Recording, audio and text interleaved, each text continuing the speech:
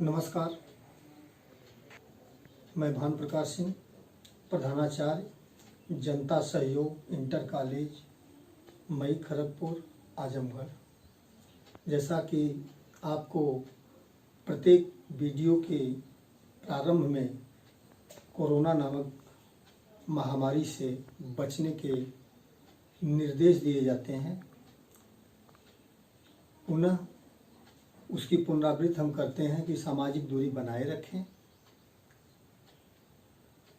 समय समय पर कम से कम 20 सेकंड के लिए, 25 सेकंड भी हो सकता है, 30 सेकंड भी हो सकता है, हाथों को अच्छी तरह से साबुन और पानी से धोते रहें और स्वयं अपने अभिभावकों, अपने सगे संबंधियों को आरोग्य सेतु ऐप अपलोड करने के लिए प्रेरित करें और स्वयं इस ऐप को अपलोड करें। प्यारे बच्चों, आज की कक्षा हम प्रारंभ करते हैं गोलीय दर्पण के लिए।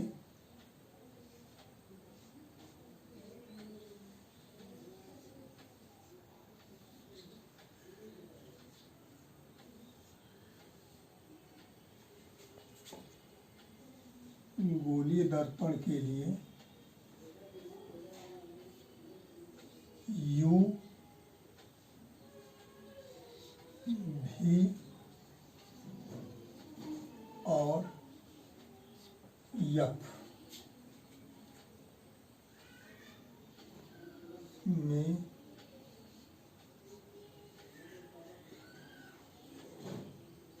संबंध।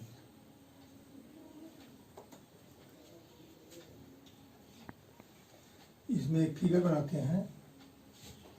U V और F को समझने के लिए एक चित्र बनाते हैं।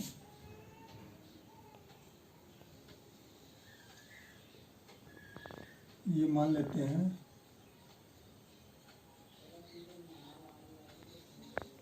अवतल दर्पण M1 M2 है, इसका ध्रुव P है,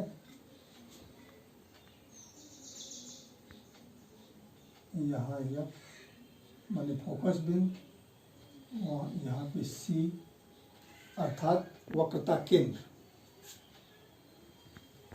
और ये रेखा मुख्य अक्ष है। ये ध्रुव है दर्पण का, ये फोकस बिंदु है और ये वक्रता केंद्र है। मान लेते हैं यहाँ पे कोई वस्तु रखी गई है, A B, वस्तु A B है। तो U क्या होता है? U जो होता है दर्पण से वस्तु की दूरी को, ये U होता है।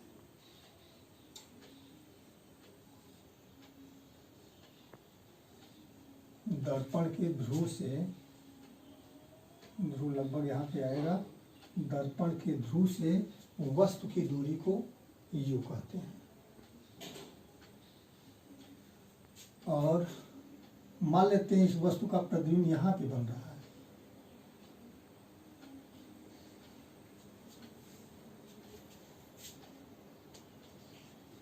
A डैश B डैश, तो दर्पण के ध्रुव से वस्तु के प्रतिबिंब की दूरी को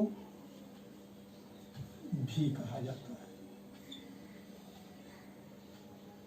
ये दूरी लगभग यही आएगी। और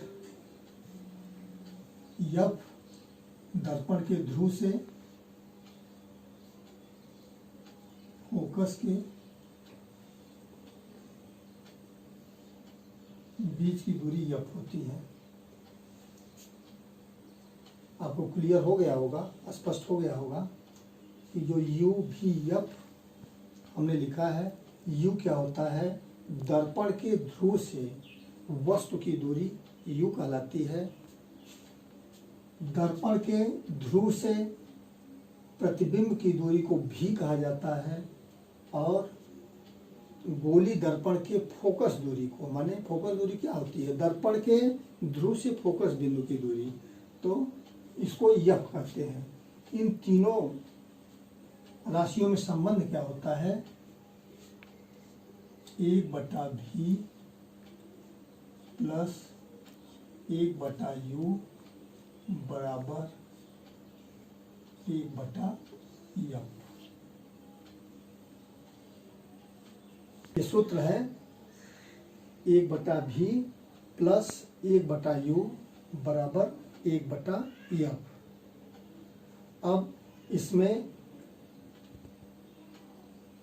u का मान, प्रश्नों को हल करना होगा तो u का मान हमेशा ऋण चिन्ह के साथ रखेंगे, इसका ध्यान देंगे। और v का मान अगर वस्तु का प्रतिबिंब दाहिनी ओर, गोली दर्पण के दाहिनी ओर बन रहा है तो धन रखेंगे, और प्रतिबिंब बाईं ओर बन रहा है तो v का मान ऋण चिन्ह के साथ रखेंगे। इसका ध्यान देंगे क्योंकि आपको चिन्हों का नियम पहले ही बताया जा चुका है कि बाईं ओर की दूरियां ऋणात्मक और गोली दर्पण से दाहिनी ओर की दूरियां धनात्मक होती हैं। और यफ के विषय में आपको बता दें कि आपके प्रश्न में अगर अवतल दर्पण का जिक्र हुआ है तो यफ का मान ऋण चिन्ह के साथ रखेंगे। ठीक है, अगर आपके दिए हुए प्रश्न में अवतल दर्पण का जिक्र हुआ है तो यफ का मान ऋण चिन्ह के साथ रखेंगे, और उत्तल दर्पण का जिक्र हुआ है तो यफ का मान धन चिन्ह के साथ रखेंगे। ठीक है, आशा आपको समझ में आ गया होगा। फिर से बता दें कि u भी यफ में संबंध यही होता है, 1/v प्लस 1/u बराबर 1/f, 1/v plus 1/u equal to 1/f। u दर्पण के ध्रुव से वस्तु की दूरी, v दर्पण के ध्रुव से प्रतिबिंब की दूरी, और f गोलीय दर्पण की फोकस दूरी। आगे बढ़ते हैं।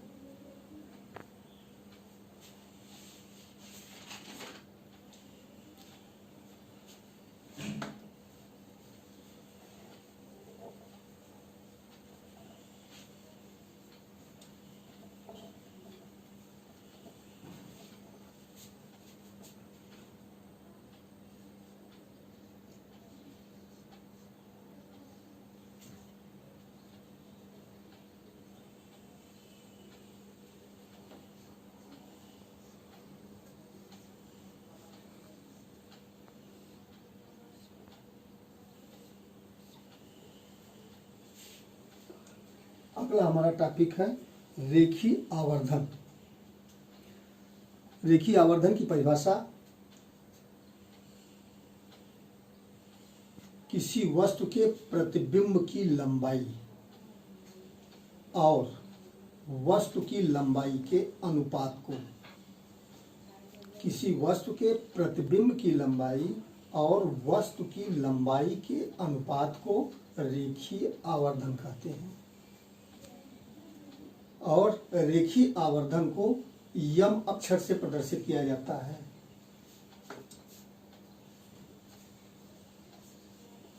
रेखीय आवर्धन यम बराबर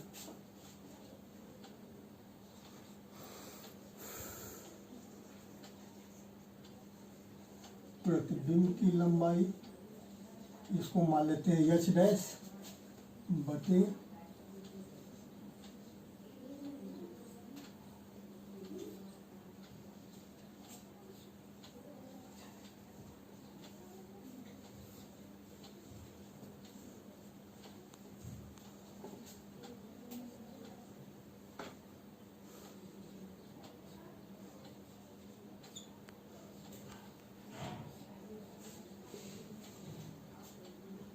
प्रतिबिंब की लंबाई और वस्तु की लंबाई के अनुपात को रेखीय आवर्धन कहते हैं। इसे यम से प्रदर्शित किया जाता है। अगर प्रतिबिंब की लंबाई h डैश है और वस्तु की लंबाई h है, तो m equal to h dash upon h होगा। इसको समीकरण 1 मान लेते हैं। और रेखीय आवर्धन ज्ञात करने का एक और फार्मूला होता है m equal to minus v upon u। v को हमने बताया था कि गोली दर्पण से प्रतिबिंब की लंबाई v होती है, और u को बताया था गोली दर्पण के ध्रुव से वस्तु की दूरी को हम क्या कहते हैं, u कहते हैं। तो अगर इन दोनों समीकरणों को मिला के लिखा जाए तो हम यूँ लिख सकते हैं m equal to h dash upon h equal to minus v upon u। ये फार्मूला आपके लिए बनेगा।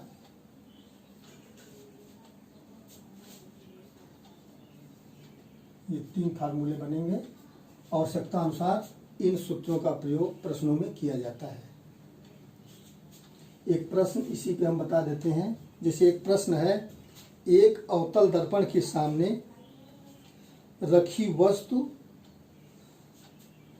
की लंबाई 20 सेंटीमीटर। मान लेते हैं कि किसी अवतल दर्पण के सामने रखी वस्तु की लंबाई 20 सेंटीमीटर है, और गोली दर्पण द्वारा जो उसका प्रतिबिंब बनाया जाता है वो 10 सेंटीमीटर है। तो रेखीय आवर्धन क्या होगा? तो हम पहले सूत्र का प्रयोग करेंगे।